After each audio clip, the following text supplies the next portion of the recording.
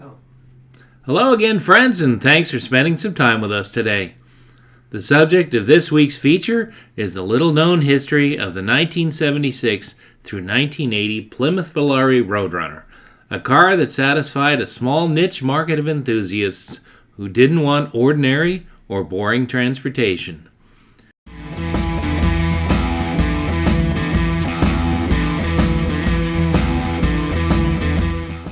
Since true muscle cars were essentially dead after about 1972 or 3, these so-called sticker cars would still look muscular with their bright colors and their oftentimes wild and in-your-face graphics, rendered in vinyl decaling, along with scoops, spoilers, hood pins, special wheels with raised white leather tires, and faux dual exhaust with chrome tips, would at least give you some respect from the cool car crowd.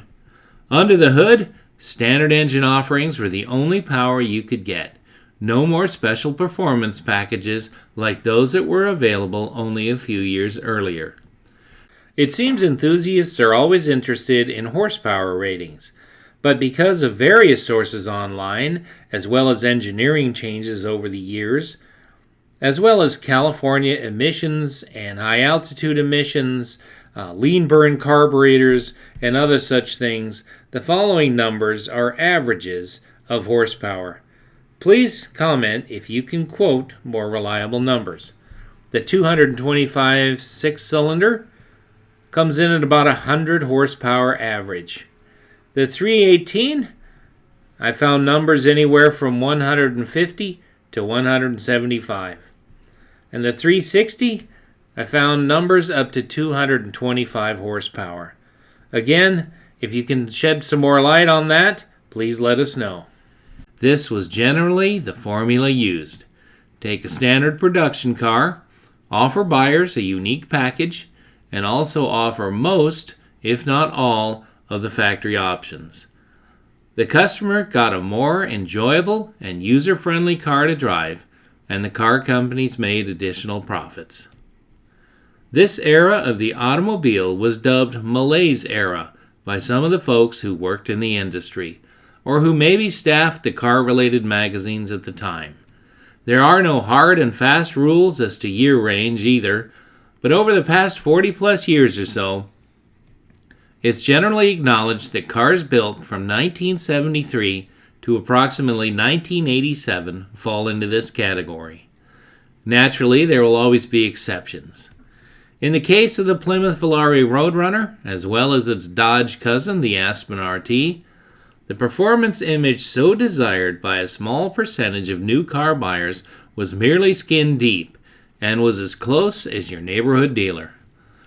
Years before, Plymouth actually perfected the concept of the budget muscle car when they, along with sister division Dodge, debuted their models for 1968.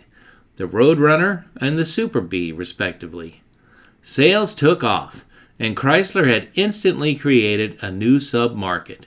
First-year production numbers at Plymouth posted a total of 44,599 cars built in two body styles. The coupe, or post hardtop, totaled 29,240 units, while the hardtop posted an additional 15,359 cars sold. Over at Dodge, the Coronet Super Bee was only available as a coupe, and 7,842 cars were built. Considering Chrysler was hoping to sell only about 2,500 Road Runners during their introductory year, these cars were a huge success by anyone's estimation. The Road Runner models were produced until the end of 1980. They evolved each year and under different platforms throughout their production run. These cars are also unique because the Chrysler marketing department teamed up with the people at Warner Brothers to create a legendary car. Warner Brothers was the studio that created the Road Runner cartoons, so licensing the image of the bird and creating a special beep beep horn gave the car instant recognition to many people, both car lovers and those sick people that don't love cars. So, with a year-by-year brief account of these awesome cars, we'll start with the 76 models, of course. I mostly reference the original sales catalogs, but oftentimes specifications change from the catalog info to what could actually be ordered.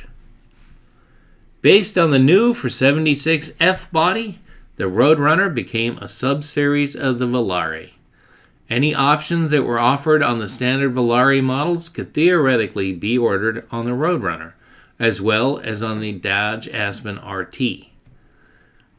Both were more labor-intensive to assemble, and because they'd be limited production, Chrysler opted to send them semi-complete cars to Motortown, an enterprise long established in the Detroit area.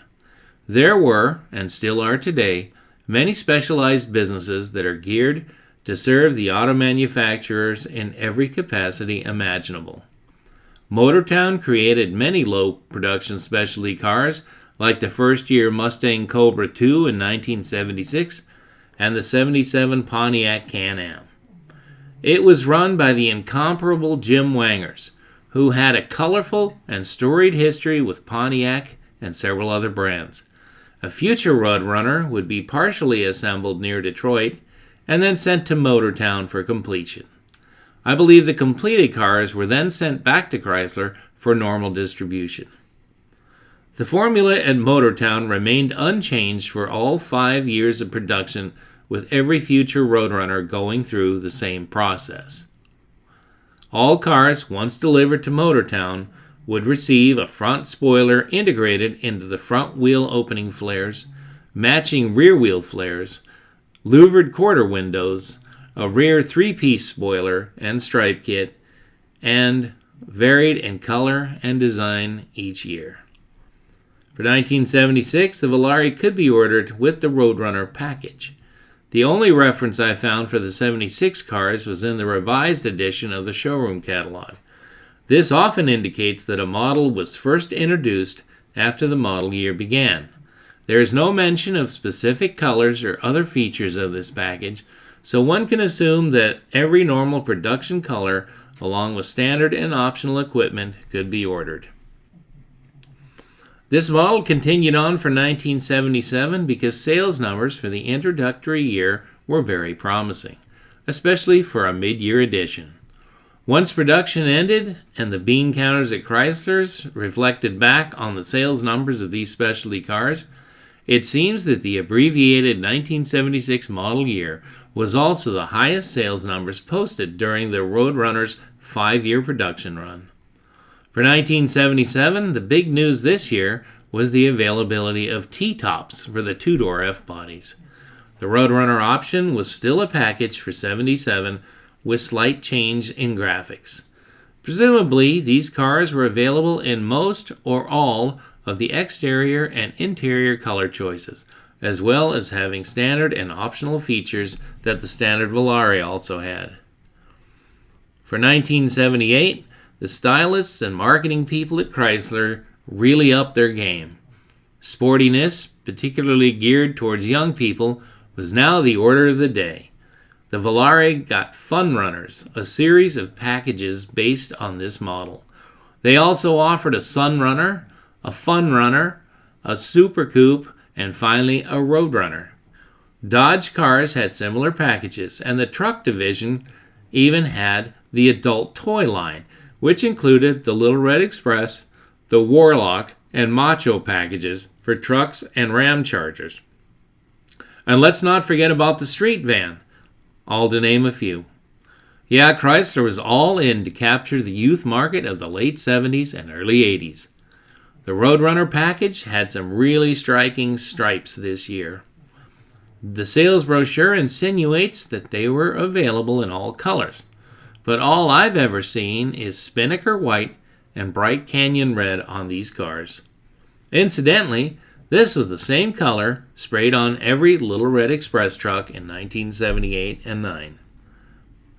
In 1979, all the signs were there that Chrysler was struggling in several ways, but mostly due to quality issues.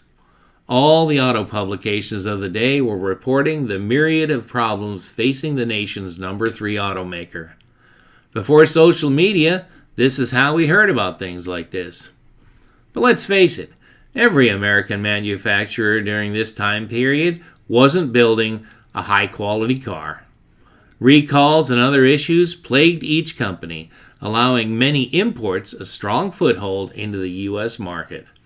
These were truly dismal times in Detroit, but they soldiered on. The Volare Road Runner and the Dodge Aspen RT remained available. All of these cars, standard or specialty models, were now standard with the 225 cubic inch inline six, also known as the Tower of Power.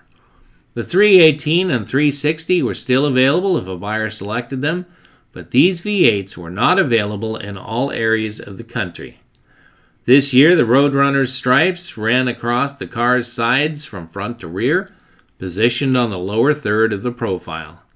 I found photos of these cars in several colors, but also found a footnote that only 5 exterior colors could be had. To save money, they no longer had a front spoiler and wheel flares, but the rear spoiler was still there.